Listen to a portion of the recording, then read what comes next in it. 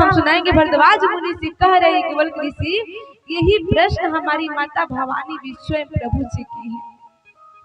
तब बाबा कहते हैं, हे देवी, वैसे तो प्रभु का अनेक कारण है इस धरा पे आने का, लेकिन जो मुख्य कारण है ना वो हम आपको बतलाते।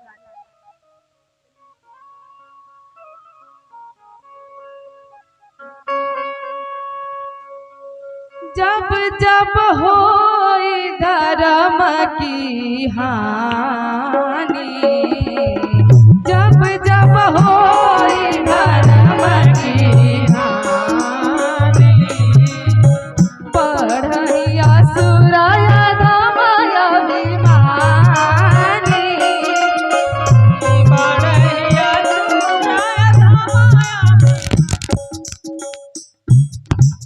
करहिया नीति जाहि नहीं बरानी, करहिया नीति जाहि नहीं बरानी, सीधी विप्र धेनु शूर धरानी।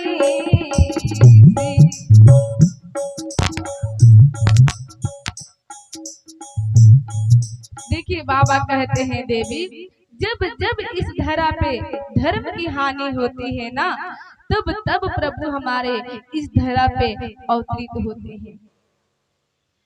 देखिए समय कम होने के कारण आज बहुत कुछ बतलाना है और आगे भी चलना है। कल तक की मात्र कथा रह गई, इसलिए जन्म के कारण हम छोड़कर बीच से कथा लेकर चल रहे हैं। माई लोगन समझ में आवेला ना जोन कही ना, माई लो बाबूजी लो समझ में आवेला ना। अच्छा 1 बजे 11 से पता चली। बोले श्याम रामचंद्र भगवान की। हाँ। देखिए यहाँ पे बाबा कहते हैं, देवी, हमारे समझ में जो आता है ना वो हम आपको बतला रहे हैं। जब जब इस धरती पे अधर्म बढ़ जाता है ना, तो प्रभु धर्म की रक्षा करने के लिए इस धरा पे अवतरित होते हैं। वैसे बाबा ने 5 कारण बतलाए माई बाप। पहला कारण ऋषि, दूसरा कारण हमारी तुलसी मैया, तीसरा कारण हमारे ये नारद भगवान, चौथा कारण हमारे श्रद्धा और मनु, 5वां कारण प्रभु ने बतलाए क्या, एक प्रताप भानु के राजा थे। उन्होंने एक कुसंग की संगति कर ली। माई बाप ये जितने 5 लोग हैं ना, यही 5 लोग को कहा जाता है प्रभु ने बार बार इनको श्राप मिला, यही धारा पे असुर रूप में परिवर्तित हुए। जैसे प्रताप भानु पे हम लेकर चलते हैं। प्रताप भानु ऐसा महान धर्मात्मा राजा था ना, इतना धर्मात्मा था, जितने भी यज्ञ और पुराण में यज्ञ बतलाए गए ना, प्रत्येक यज्ञ को 1,000 बार किया था। और जितना भी उस यज्ञ का पुण्य मिला था ना माई बाप, सारे के सारे पुण्य को उसने सारे देवताओं को समर्पित कर दिया था। आप सोचिए उसके जैसा कौन धर्मात्मा, लेकिन उसकी एक संगति हो गई कपट मुनि से। कपट मुनि ने इस प्रताप भानु से बदला लेना चाह रहे थे। क्यों? क्योंकि प्रताप भानु ने उनसे युद्ध करके उनके सारे राज्य को अपना बना लिए थे। इसलिए प्रताप भानु से कपट मुनि बदला लेना चाह रहा था। इसलिए इनको सलाह दिया, हे राजन, तू तो पूरा चारों तरफ तेरा विस्तार हो सकता है, तेरा राज्य हो सकता है, तू ऐसा क्यों न कार्य करते, तू इतना धर्मात्मा इतना महान है। हमारे प्रताप भानु ने सज्जनों उसकी बातों में आ गए।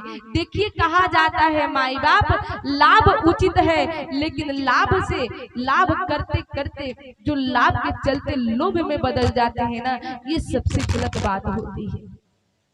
यहाँ पे प्रताप भानु कहने लगा, बताइए मुनिवर हम क्या करें? तब उन्होंने बतलाए, देखो ब्राह्मणों को बुलाओ, ब्राह्मणों को बुलाओ, उनका भोजन क्या निर्माण हम करेंगे, भोजन उनको क्या खिलाना है, कैसे खिलाना है, ये सारी देख रेख हम कर लेंगे।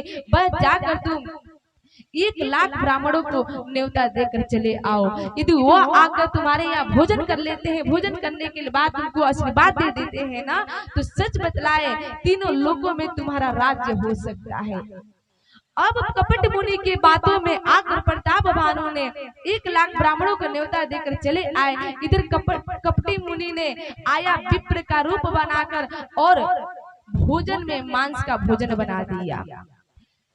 जैसे प्रताप भानु ने वह 1 लाख ब्राह्मणों को भोजन परोसने के लिए गए न माई बाप, भोजन परोस तो दिए। जैसे विप्रजन हाथ में जल लिए और जल लेकर जैसे वो संकल्प करने वाले थे, तब तक आकाशवाणी हो गई, हे विप्रजनों तुम्हारे साथ छल हो रहा है। अरे तुम्हारे ये जो भोजन परोसा गया है ना, ये सात्विक भोजन है, मांस मदिरा है, इसलिए हे विप्रजनों तुम इस भोजन को ग्रहण न करो। जैसे विप्रजन सुनते हैं न सज्जनों, हाथ में जल है, उसी जल को लिए उस ब्राह्मण को श्राप दे देते, कहते हैं हे प्रताप भानु तेरी इतनी हिम्मत हो गई, अरे ब्राह्मणों के भोग में तू आज मांस मदिरा खिलाने लगा, जा ये कार्य तो सिर्फ असुर ही कर सकते हैं, इसलिए तू ही असुर नहीं, तेरे पूरे के पूरे खानदान ही असुर हो जाएंगे। माई बाप जैसे ये बात हमारे प्रताप भानु सुने हैं ना, प्रताप भानु वही रावण के रूप में अवतरित होते हैं, जन्म लेते हैं। उनके एक भाई होते हैं अहिमर्दन, जो कि कुंभकर्ण के रूप में जन्म लेते हैं। उनके एक मंत्री होते हैं धर्मरुचि, वही सज्जनों विभीषण के रूप में जन्म लेते हैं। अब जन्म लेने के बाद, अवतार लेने के बाद इधर रावण का इतना आतंक बढ़ गया है ना माई बाप, सभी देवी देवता परेशान है और परेशान है। रावण कर क्या रहा है,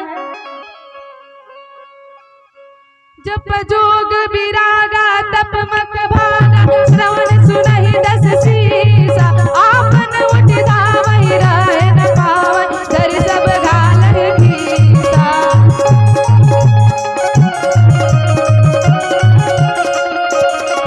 अस भ्रष्ट अचारा भाषण सारा, धर्म सुनहि नहीं काना, कहि बहु विध त्रासहि देश निकास, जो कहे वेद पुराना, जो कहे वेद पुराण, हाँ जो कहे वेद पुराण।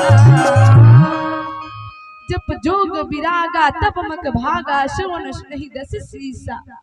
जहाँ भी रावण सुनते थे न सज्जनों, जहाँ भी असुर लोग सुनते थे, जप हो रहा है, यज्ञ हो रहा है, तप हो रहा है, दौड़े दौड़े जाता था और जाकर यज्ञ को भ्रष्ट कर देता था। अब उसके इस अत्याचार से देवताओं को जाकर मारने पीटने लगा। सज्जनों उसका बेटा जो इंद्रजीत था ना, स्वयं इंद्र भगवान को इतना पीटा था, इंद्र भगवान को यहाँ तक कि बंदी भी बना लिया। अब रावण के अत्याचार से माई लोग आराम से आइए, आराम से बैठिए, कम से कम विचलित न होइए। अब इधर इतना परेशान देवताओं सब हो गए ना, आपस में मीटिंग करने लगे। हमारे धरती मैया स्वयं गौ का रूप बनाकर पहुंची देवलोक और सारे देवताओं का मीटिंग होने लगा। इस रावण के बारे में विचार किया जाए और प्रभु को बुलाया जाए। प्रभु है तो कहाँ है? देखिए माई बाप, देव समाज में यहाँ पे शंकर भगवान कहते हैं, हे देवी उस समाज में मैं भी था, लेकिन वहां पे मैं कुछ नहीं बोल रहा हूँ। सभी देवता लोग कर रहे हैं भगवान कहाँ है, कोई कह रहा है भगवान पताल में है, कोई कह रहा है भगवान क्षीर सागर में है। सभी लोग जहाँ के तहाँ बतला रहे हैं, लेकिन हे देवी भगवान के बारे में वहां सभी लोग अपनी अपनी मत दे रहे थे, लेकिन हम चुप थे। लेकिन जब मेरी बारी आई ना, जब लोगों ने कहा हे शंकर भगवान आप बतलाइए भगवान कहाँ है, तब वहां पे भगवान कहते हैं, तेहि समाज गिरी जा मैं रहे वो, तेहि समाज गिरी जा मैं रहे वो, अवसर पाई बचन एक के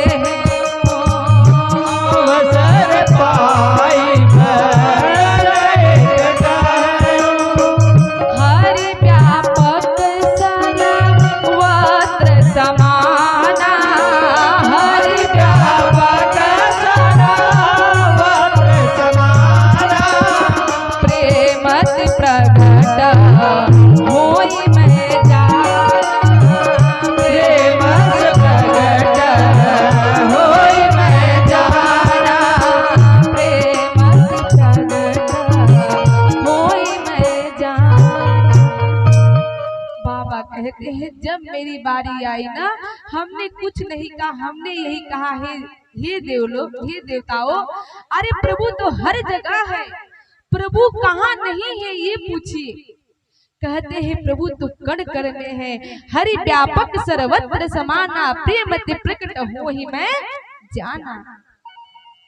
इसलिए हे देवताओं, आप लोग यदि भगवान को पाना चाहते हैं ना तो सिर्फ प्रेम के साथ बुलाइए। अरे प्रभु तो हर जगह है।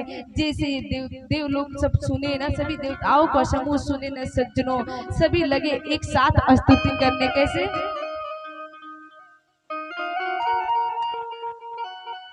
कैसे?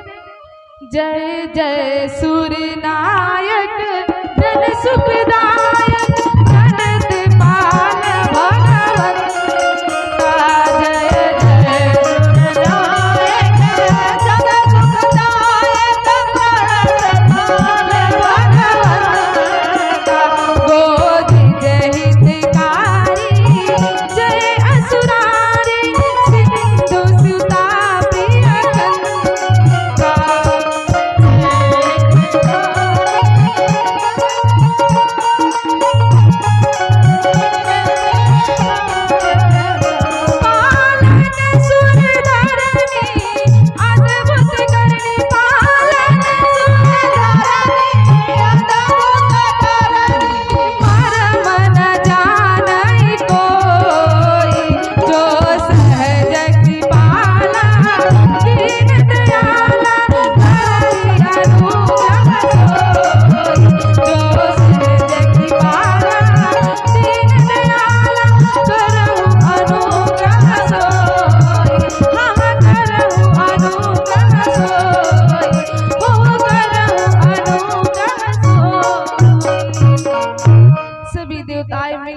प्रभु का स्तुति करने लगते हैं। जय जय सुरनायक, जय सुखदायक, प्रणत पालक भगवंता। सज्जनों, स्तुति सुनने के बाद आकाशवाणी होती और कहते हैं, देखिए हमारे माँ भवानी दुर्गा मैया की झांकी आ रही है, लेकिन माई लोग तो से रिक्वेस्ट बाटे, आज सोहर हो गान हो तो लोग विचलित मत होइए लो, झांकी के बाद भी शांति बनाए रखिए लो। ठीक बा ना? बनेले रह बोलो ना, सोहर गई बोलो ना। हाँ, इसलिए तो आज जन्म उन्म करा के काल युद्ध ना है, धनुष भंग कर दिया जाए। ठीक, इसलिए माँ हमारी भवानी के झांकी आ रही। देखिए यहाँ पे देवता लोग सभी लोग जैसे स्तुति के आकाशवाणी होने लगी, हे देवताओं, हे देव समूह, आप लोग निर्भय हो जाइए। अरे हम धरा पे अवतरित लेने ही वाले हैं, इसलिए नारद के एक एक वचन को सत्य करेंगे और तो और अपने परम शक्ति के रूप में हम इस धरा पे अवतार लेने वाले हैं। इसलिए हे देवताओं, आप लोग निर्भय हो जाइए और आप लोग जाइए अपने अपने लोग से। जैसे ये बाड़ी सुने हैं न सज्जनों, सभी लोग जय जयकारा लगाने लगे हैं। अपने अपने लोग को जैसे ही जाने वाले होते तुरंत वहां पे ब्रह्मा जी रुकते, बोलते हैं रुको रुको रुको, अरे प्रभु हमारे लिए इस धरा पे आ रहे हैं। इसका तात्पर्य ये है, उनके स्वागत के लिए सर्वप्रथम हमको धरा पे जाना चाहिए। देखिए माई बाप, इसलिए राम जी के धरा पे आने के सर्वप्रथम ही हमारे ब्रह्मा जी जामवंत का रूप धारण कर लेते हैं। हमारे सुग्रीव, हमारे सूर्य देव भगवान जी सुग्रीव का रूप धारण कर लेते हैं। इंद्र देव भगवान जी हमारे,